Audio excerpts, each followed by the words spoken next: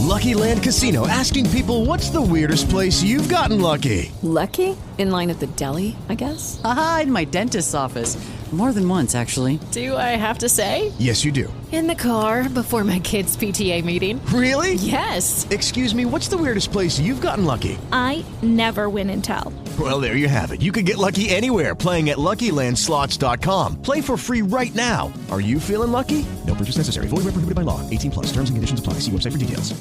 Judy was boring. Hello. Then Judy discovered ChumbaCasino.com. It's my little escape. Now Judy's the life of the party. Oh, baby, mama's bringing home the bacon. Whoa, take it easy, Judy. The Chumba life is for everybody. So go to ChumbaCasino.com and play over 100 casino-style games. Join today and play for free for your chance to redeem some serious prizes.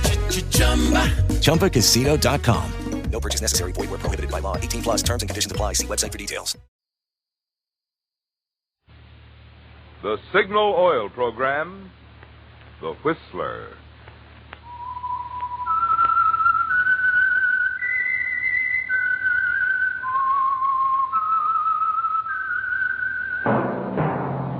That whistle is your signal for the Signal Oil Program, The Whistler.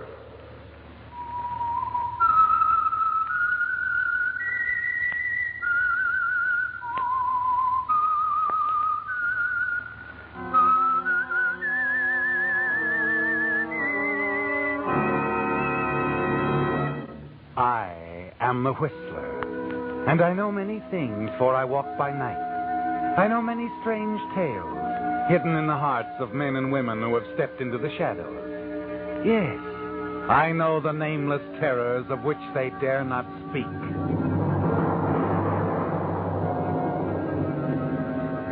Yes, friends, it's now time for the Signal Oil Program, The Whistler, rated tops in popularity for a longer period of time than any other West Coast program in radio history. And here's an important announcement for Whistler fans in California only. Beginning next Sunday, January 2nd, due to California's going off daylight saving time, the Whistler will be heard in California only 1 hour earlier, from 8:30 until 9. Remember the change in time. In California only, the Whistler will be heard at a new time, from 8:30 till 9. In other states, the Whistler will be heard at the same time as always. And now, the Whistler's strange story. Delayed Christmas present. Christmas was really over, for it was 1 o'clock in the morning at Pete's Cantina, a tough little night spot on the outskirts of Panama City. But the melody lingered on. You could hear the chimes of the big church a block away playing Adeste Fidelis. There was practically no business. 4 hostesses, all Americans, were sitting drearily at the far end of the ballroom near the bar. One of them, Mary Winslow, billed as Candy Porter, just sat gazing drearily into space, thinking bitterly of a past from which for a while there had seemed no escape. But for 5 months now, she'd been relatively safe. No one had been around asking any questions. As Candy Porter, blues singer, Mary Winslow had found a kind of security, not a happy security, for she was far away from home. And as the chimes became silent, Mary wondered if it was worthwhile. Her reverie was broken up as she looked up and saw Spanish Pete, the fat, greedy owner of the cantina, approaching her table. Candy, look, there's an American gentleman just came in. He wants to buy you some champagne. Champagne, you hear that? Please, Pete, not tonight. It's Christmas. I'd rather be alone if you don't mind. I do mind. Look. All right. I'll let him spend his money on champagne. Now you're smart, baby. Here he comes. You turn, see the tall, heavy-set American approach. Suddenly you become tense. You recognize the type, don't you? After a year of running away, you've learned to spot his kind in a moment. You fight to remain calm as he reaches your table. Sit down, Mr. Fontaine. Sit down. Sure you don't mind, Miss Porter? Of course not. Thanks. In that case, I guess I will. I'll go get the champagne. I keep him on ice. 11 years old, too. Cigarette, Mr. Fontaine? No, thanks. You don't mind if I do? Of course not. Light. Thanks. Strange spending Christmas so far away from home. Mm-hmm. How come? Business. Important business. Couldn't it wait? No. This business means a lot to the people I work for. Well, here's what you say, bubble water. From Marseille, 13 years old. You said 11. That was from Le Havre. This is even better. Now I put him back in the ice. You want some more? You just call Pete. I got another one on ice just like him. Well, I guess it's kind of late to wish you a Merry Christmas, Miss Porter. So I guess I'd better just say season's greetings. Huh? Anyway, here's luck. Here's hoping you find whatever you came here after. I've already found what I came after. I'm glad. I hope you will be. Why shouldn't I be? Because I came after you, Mary Winslow.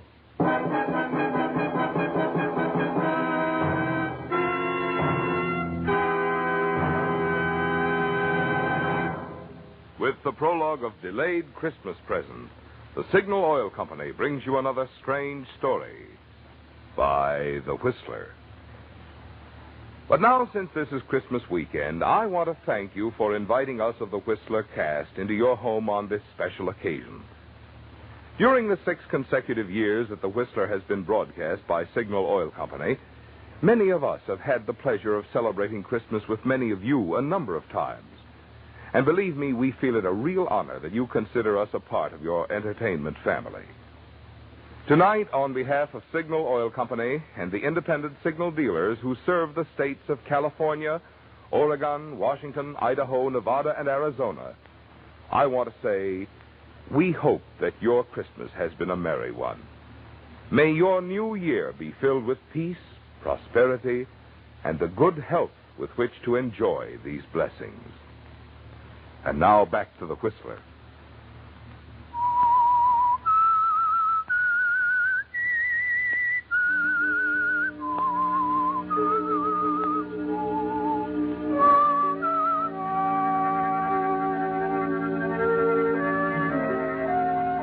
After a year, it doesn't seem fair, does it, Mary Winslow?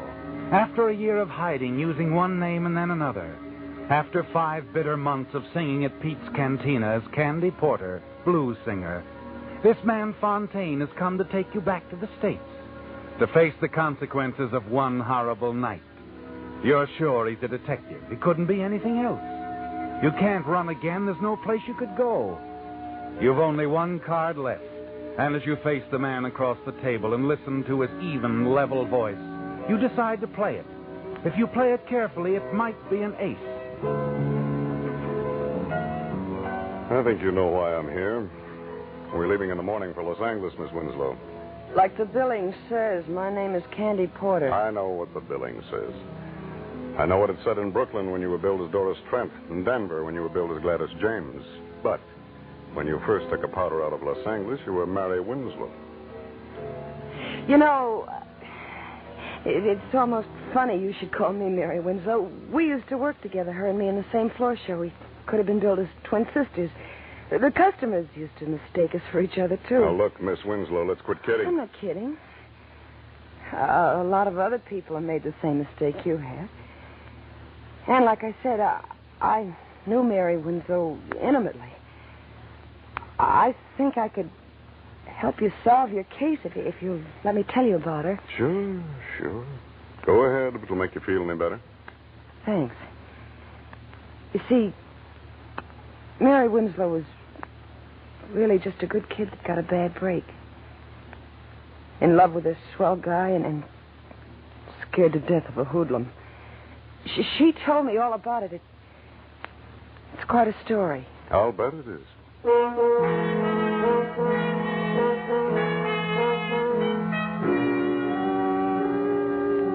Yes, it was quite a story, wasn't it, Mary? And it all began a year ago Christmas Eve at the Christmas party given by your employers in the pink room of the Swank Wilchester Hotel. You really enjoyed yourself that night, didn't you? And you were quite the hit of the evening. You sang 3 numbers and went over big. Your fellow workers didn't know your many talents. Everyone told you what a fine singer you were. And when you left, you were feeling good. So good you decided to drop into the cocktail lounge, make a phone call, and have a nightcap before going home. Scotch and soda. Mix it. Make mine the same, Bill. Gotcha. I heard you sing tonight. You were terrific. Thanks. What's the matter? Did he stand you up? Who? The guy you were just talking to on the phone. No, I guess he didn't stand you up. Didn't he? And he's on his way here right now. Yep, that's the answer. Lucky guy. Hey, up, folks. Oh, take it out of here, Bill. Now, look here, Oh, Mr. take it easy. It's practically Christmas. What's the harm of my buying you one drink? Like I said, I like your voice, Miss Winslow. Here's your change. Oh, thanks, Bill. You must be a detective. You know my name and everything. Well, no, not everything. But it wasn't any trick to find out your name. I just asked one of the boys I saw you dancing with. My name's Joe Clark. Oh, I see you've never heard of me. Should I have? A lot of people have. Most of the boys and girls around the night spots know me. Well, then that accounts for my ignorance. You see, I seldom haunt the night spot. Well, you should. With a voice like yours, you could be packing them in a good nightclub. Oh, now I get it. You're a professional talent scout, and you want to get me into the movies. No. I'm a gambler. Shock you? Why should it? Live and let live is my motto. And that's exactly what I'm going to do right now. What? Live my life and let you live yours. Good night, Mr. Clark. My. Just think, tomorrow I can tell all the girls at the office I met a real live gambler. You could tell them all a lot more than that if you believed in your voice as much as I do. Really? Uh-huh. You've heard of Dominguez on Sunset out near the ocean? It's an undercover gambling club, isn't It's it? more than a gambling club. It's a swell floor show. A lot of big people go out there, people that count. And they're all intimate friends of yours, I'm sure. Not all, but I know quite a few. Could push you right to the top with that voice. Oh, that's the oldest line I've ever heard. It's not a line. Yeah, but skip it. Go on home. Listen to the radio. Eat candy. You can have a terrific time. You go to Dominguez with me, you can't tell what might happen. You might have to meet a couple of show producers. So play it safe and go home. It may be dull, but you'll always get to work on time. Is that all you have to say? That's all. Nighty-night. Wait a minute. Yeah? Could we be back fairly early? Leave anytime you say. Well, what are we waiting for? Oh, now you're making sense. I'll call a cab. Never mind, I have a car. It's parked right around the corner. Clark used just the right approach, didn't he, Mary? You realize you're being a fool. But as the hours pass, you tell yourself your fears are groundless. Joe treats you with perfect courtesy. You watch the gambling for a while, then proceed to the silver room and enjoy the floor show. Afterward, you have a little food and watch the dancers.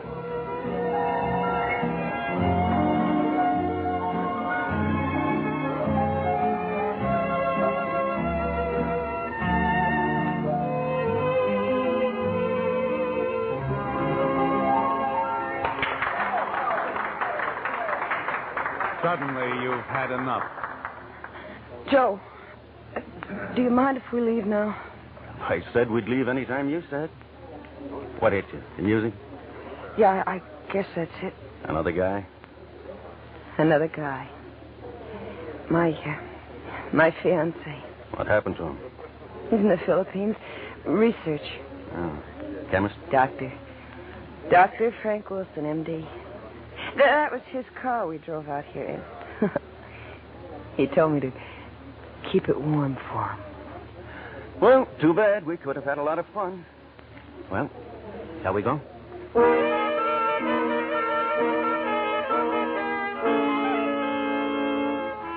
Was it just the song, Mary? Or was it that uneasy feeling you have about Joe that made you want to leave so suddenly? It must have been the song. For as you're ready to leave the club grounds, Joe is still a considerate escort. Well, hop in. Oh, unless you want me to drive. Oh, I'll drive unless you mind too much. Oh, no, I don't mind. Probably be safer, too.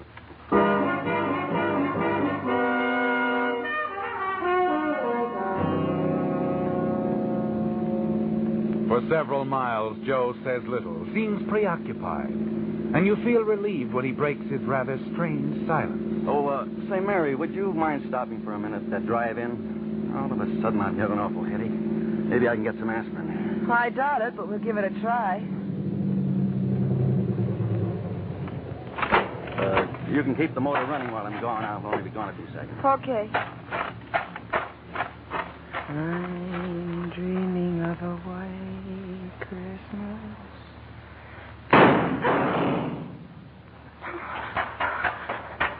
Joe! Get going. Joe, you shot him. I said get going fast. There's a gun in your ribs, baby. You just saw what happened to one guy that crossed me.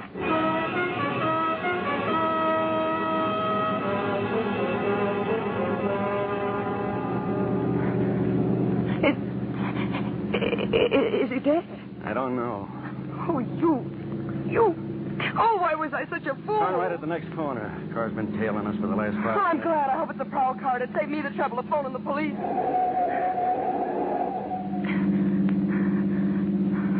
He didn't turn, baby. You shouldn't have said what you did about phoning the cops. You better pull over and park. We got a couple of things to talk over. I said pull over.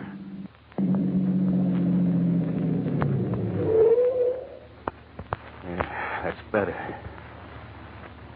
Please, Joe, don't kill me.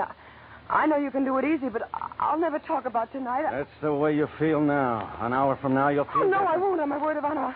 I'm making a deal with you, Joe. I'm trading you my silence for my life. I swear I won't talk about it ever. Okay, I'll take a chance. You drove the getaway car, so we're partners now anyway. We're going to have a lot of fun together, you and me. Now, how about dropping me off at my place? Tell me where to go. I live about 6...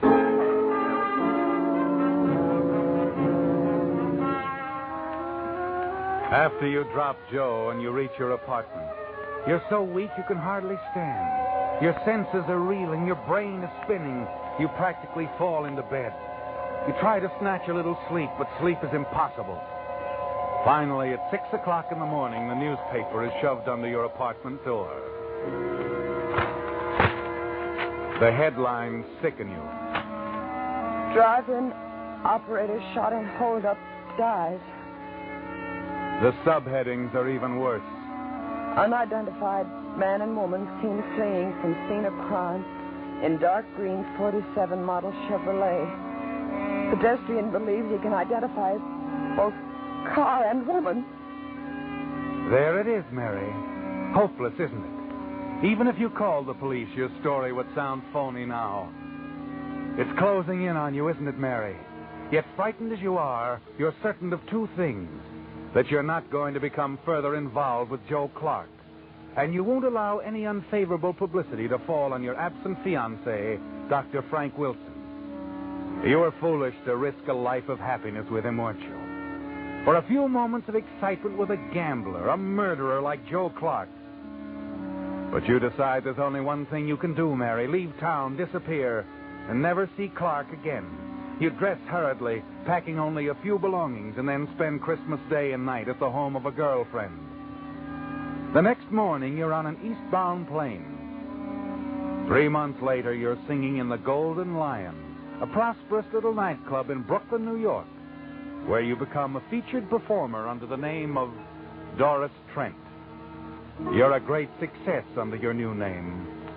And then one night you have a visitor. You're sure it's Mr. Vern Shields, London musical comedy producer. Come in. Well, what do you know? Long time no see, Miss Trent. Doris Trent, it says on the program. All right, Joe. Now that you've found me, what's on your mind? You double-crossed me, baby. You're crazy. That's why I left town, so I wouldn't have to talk to anybody. But you could still write, couldn't you? I don't get you. That anonymous note to the police, written just after you left, telling all about that driving job. Gave the exact time, my name, where I lived, what I had on, everything. But not a word about the girl with me. Funny, huh? You're the only one that knew all of that, baby. Oh, no, Joe, you're wrong. Believe me, I didn't write any note. Couldn't have been anyone else. 2 days after you left, they picked me up for questioning. Anybody could have written a note like that. Well, one of your enemies might have wanted you out of circulation and tried to frame you. Yeah, maybe, but I doubt it. Joe, I didn't mind it. I've kept my bargain with you 100%. There's one way you can convince me. How? Marry me tonight. Marry you? Yeah. That way I'll be sure of you. Wives don't testify against their husbands. Besides, I'll know what you're doing all the time. Oh, Joe, I got to go to my show. Let's talk this over in the morning. Tonight or else you can run up to Connecticut. But go ahead, do your show. If you've got any ideas about calling in the cops, don't forget you drove the getaway car. And in case anything serious should happen to me, there's a written confession in my pocket telling exactly how you helped me pull the job. How we used your boyfriend's car. How you kept the motor running waiting for me. Your doctor would love reading about that, wouldn't he? No. No, he wouldn't. Then don't get funny. Go ahead and on to your show. I'll wait for you here.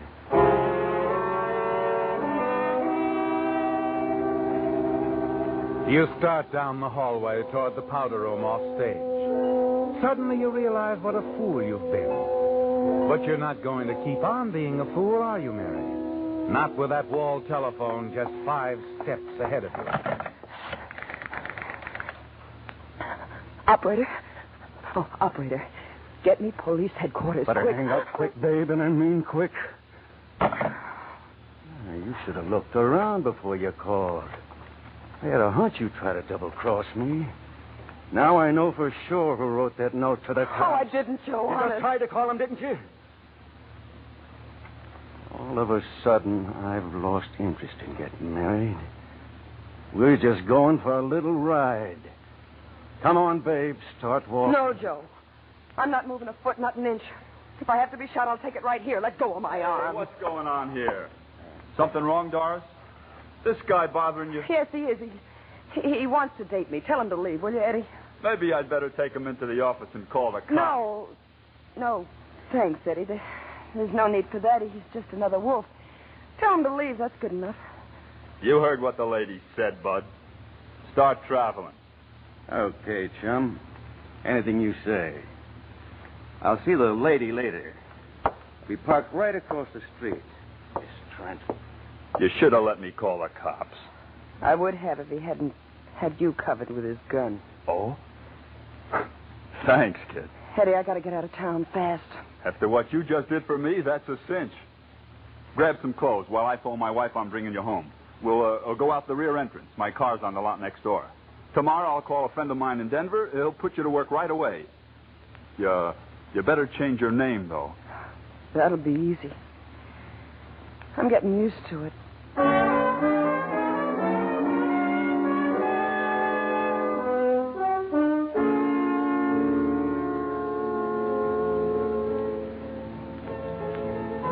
So, Mr. Fontaine, that's where I met Mary Winslow, in Denver at the High Hat Club. Billed as Gladys James. She roomed with me about 2 months, and then she left, just like that, one night when a waiter told her some guy wanted to interview her for a magazine. That's the last I ever saw of her. That's the end of the story? That's the end. And Mary Winslow told you all this? Well, we were very close friends. Well, so you were. You expect me to believe that? It's true, every word of it. You know something? You ought to be writing stories for the movies.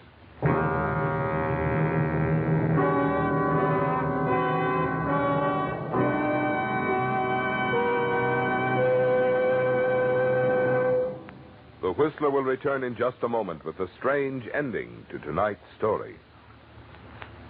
Now that Christmas shopping is out of the way for another year, most of us are figuring ways to get our badly stretched budgets back into shape, which makes now a mighty appropriate time to talk about Signal, the famous Go Farther gasoline. Mileage, of course, is only one of the reasons that folks who insist on getting the most from each gasoline dollar choose Signal. In addition, they like the superior performance that goes hand in hand with mileage. You see, the only way today's Signal gasoline can give you such good mileage is by helping your motor run more efficiently. And when your motor runs more efficiently, you also enjoy quicker starting, faster pickup, smoother power, the things that make driving more pleasure. So, among your resolutions for the new year, how about resolving to put Signal gasoline to the test in your car? See for yourself why drivers who insist on quality, as well as those with an eye for economy, are both switching to Signal, the famous Go Farther gasoline. And now back to the Whistler. Well, Mary, it looks as though you've lost, doesn't it? That your one card wasn't enough. The man across the table, the man you're sure is a detective, who has come to take you back to Los Angeles to stand trial for a holdup and murder you had nothing to do with, doesn't believe you, does he? And the jury in Los Angeles won't believe you either. Yes, Mary, it looks as though you've lost, but you're going to play the game to the end anyway. And as the piano player across the floor plays the tune he's played 1,000 times in the last 2 weeks, you quietly watch Fontaine and await his next word. How long did you say you've been here? I didn't say. I got here about 5 months ago. Like it here? No. That's what I figured. Look, Miss... Cigarette? Yeah, thanks. Light? Mm-hmm.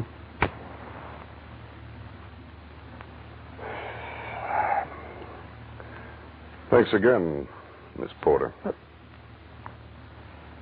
Did you say Miss Porter?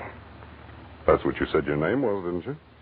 That's what the billing says, too, isn't it? Oh, thanks, Mr. Fontaine. Thanks for believing me. There's just one thing I'd like to ask you, Miss. Ask me anything. Knowing Miss Winslow as well as you do you think she might come back to Los Angeles sometime and sort of clear things up? I think she might. Someday. You see, a girl like Mary Winslow gets to feel kind of soiled after working around in joints like this. She'd probably want to spend a little time, maybe out in the desert, in the sunshine. Sort of freshening up before anybody she cared about. Yeah. I guess you would. Well, this was a pretty long trip for nothing, you might say. Just one more bum steer. But I'm glad it came. I always figured that confession we found on Joe Clark was a phony. Clark? Is Joe Clark in jail? He's dead. The Brooklyn police got him one night about 5 months ago. Funny how they got the tip. A woman called the police one night from a little nightclub, the Golden Lion Club. She hung up before they answered the phone, but the Brooklyn boys decided to investigate anyway.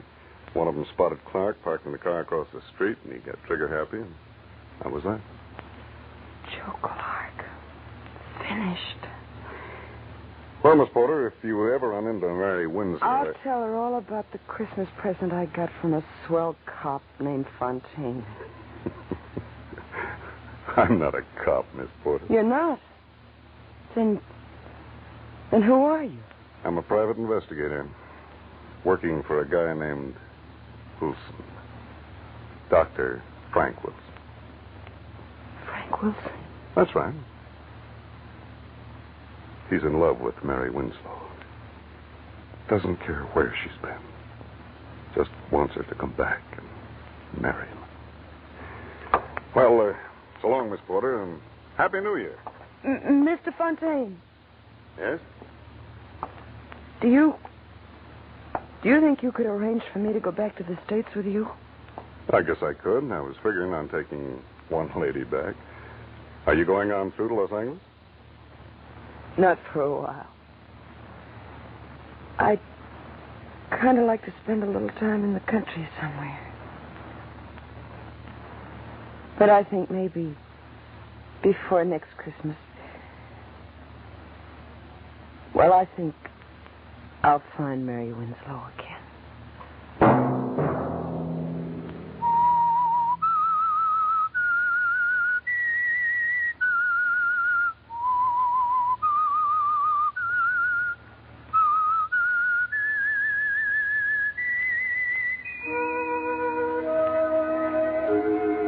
that whistle be your signal for the signal oil program, The Whistler. Now let me repeat an important announcement for Whistler fans in California only. Beginning next Sunday, January 2nd, due to California's going off daylight saving time, The Whistler will be heard in California only 1 hour earlier from 8:30 until 9. Remember the change in time in California only. The Whistler will be heard at a new time from 8:30 till 9. In other states, The Whistler will be heard at the same time as always.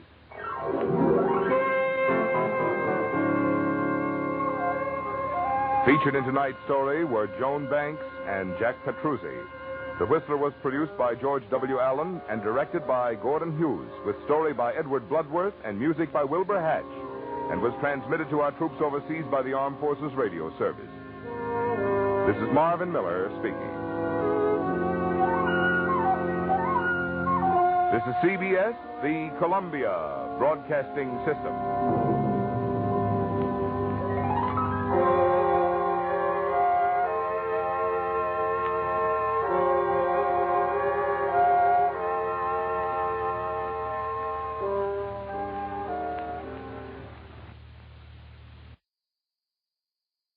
If you or someone you know is having thoughts of suicide or experiencing a mental health or substance use crisis, 988 provides 24/7 compassionate support and connection to trained counselors. When you call, text, or chat 988, you'll be quickly connected to trained counselors who will listen to your concerns, provide support, and connect you to additional resources if needed. There is hope. The Lifeline works. You are not alone. For 24/7 support, just call, text, or chat 988. If you or someone you know is having thoughts of suicide or experiencing a mental health or substance use crisis, 988 provides 24/7 compassionate support and connection to trained counselors. When you call, text, or chat 988, you'll be quickly connected to trained counselors who will listen to your concerns, provide support, and connect you to additional resources if needed. There is hope. The Lifeline works. You are not alone. For 24/7 support, just call, text, or chat 988.